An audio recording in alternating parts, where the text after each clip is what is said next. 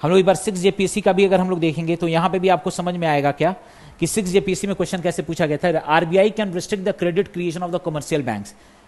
India की monetary policy, ठीक है, मनी मल्टीप्लायर्स के इफेक्ट, ये सब आपके 11-12 की एनसीईआरटी में अवेलेबल है, ठीक है। बस उसको समझने का है, उसके अप्लाइड पार्ट को क्वेश्चन, उसके अप्लाइड पार्ट से ज्यादा क्वेश्चंस पूछे गए हैं।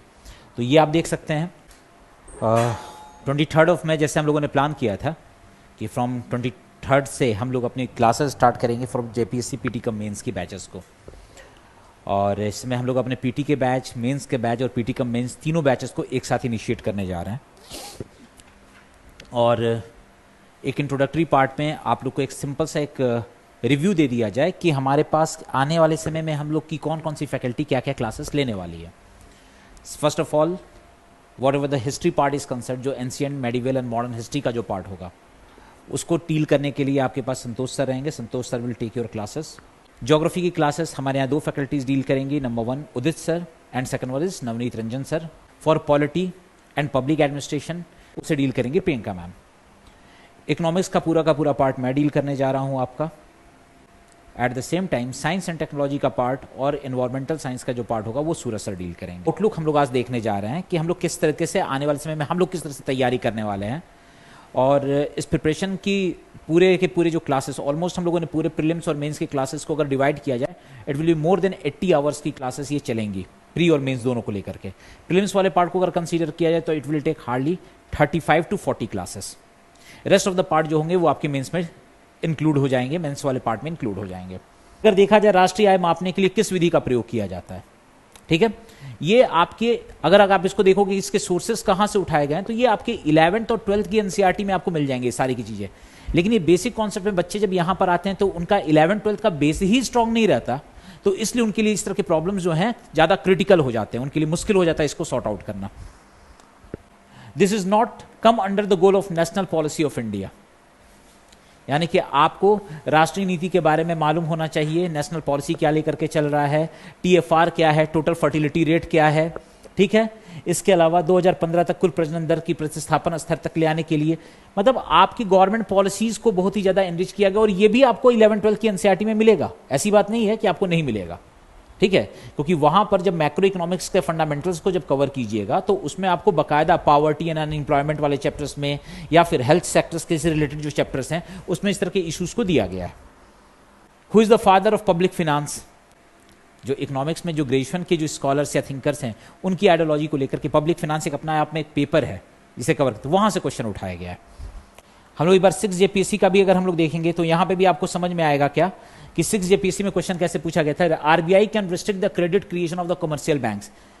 इंडिया की मॉनेटरी पॉलिसी, ठीक है, मनी मल्टीप्लायर्स के इफेक्ट, ये सब आपके 11-12 की एनसीईआरटी में अवेलेबल है, ठीक है। बस उसको समझने का है, उसके अप्लाइड पार्ट को क्वेश्चन, उसके अप्लाइड पार्ट से ज्यादा क्वेश्चंस पूछे गए हैं।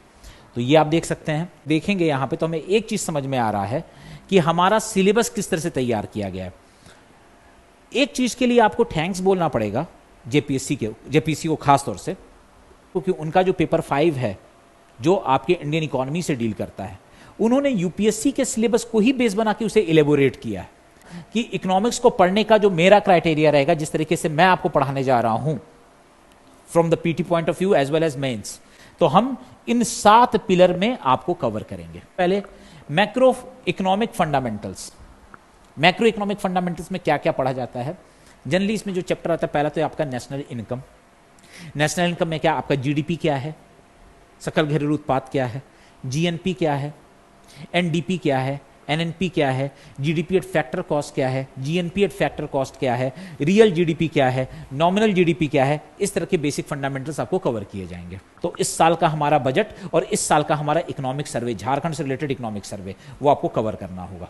कॉलोनाइजेशन के बाद जब हमारी इंडस्ट्री स्टैब्लिश हुई तो उसके सामने क्या क्या समस्याएं आई, ठीक है। इंडस्ट्रीज को अगर हम लोग देखा जाए तो हमने पब्लिक सेक्टर एंटरप्राइजेस की तरफ फोकस किया, कैसे महल नोबिस मॉडल फेल हो गया, ठीक है। अभी हम लोग क्या विनिवेशीकरण, डिसइन्वेस्टमेंट के लिए जा रहे हैं। एक आपदा है या एक अवसर है? जैसे बोला है कि भारत जो है एक युवा राष्ट्र है और हमारा एवरेज एज जो है हमारे देश का 29 साल माना जा रहा है। डेमोग्राफिक डिविडेंड क्या है? किसी भी देश की अर्थव्यवस्था में जो युवा वर्ग है यानी कि जो कार्यशील वर्ग है उसकी प्रतिशतता अगर ज्यादा हो जाए तो उससे अर्थव्यवस्था में क्या होता है, एक उछाल मिलता है, अर्थव्यवस्था को बल मिलता है, जीडीपी इंक्रीज कर सकती है। तो ये जो है मौके कब अवेलेबल होंगे, यही आपका जनानकी लाभांश की स्थिति है। लेकिन जनानकी लाभांश को हासिल करने के लिए हमारे पास युवा वर्ग है परंतु उनमें कौशल नहीं है, स्किल नहीं है, तो फिर तो वो युवा वर्ग हमारे लिए क्या होगा, बोझी बन जाएगा ना, डेमोग्राफिक डिजास्टर कह सकते हो। तो ये सारे के सारे डायमेंशंस यहां पर हमारे लिए, तो यहां पे हमें इस चैप्टर को कवर करना है। 7 पिलर के अंदर में हम लोग अपने सिलेबस, एक माइंडसेट अपने दिमाग में बना लीजिए कि हम ग्रुप वाइज करके पढ़ेंगे, ठीक है। ग्रुप वाइज करके अगर आप जाओगे, ठीक है, कि सिलेबस वाइज अगर ग्रुप वाइज, तो चीजें आपस में इंटीग्रेटेड नहीं कर पाओगे। बेसिक कॉन्सेप्ट, खास तौर से मेंस पॉइंट ऑफ व्यू से अगर मैं बात करूं तो, प्रीलिम्स पॉइंट ऑफ व्यू से अगर आप करते हो, फैक्चुअल अगर चीजों को अगर अचीव करना चाहते हो तो आप group A B C D अलग अलग कर सकते हो, ठीक है। क्लासेस मैं आपको बेसिक कॉन्सेप्ट जो होगा जीडीपी, जीएनपी, एनडीपी, एनएनपी, इस तरह के बेसिक कॉन्सेप्ट्स मैं आपको दे दूंगा, ठीक है। आपको आपके नोट्स, आपके मटेरियल्स आपको आपके ग्रुप में, टेलीग्राम ग्रुप में मिल जाएगा। मूव करेंगे वो आपका झारखंड का economic survey at the same time चलेगा और इंडिया का इकोनॉमिक सर्वे।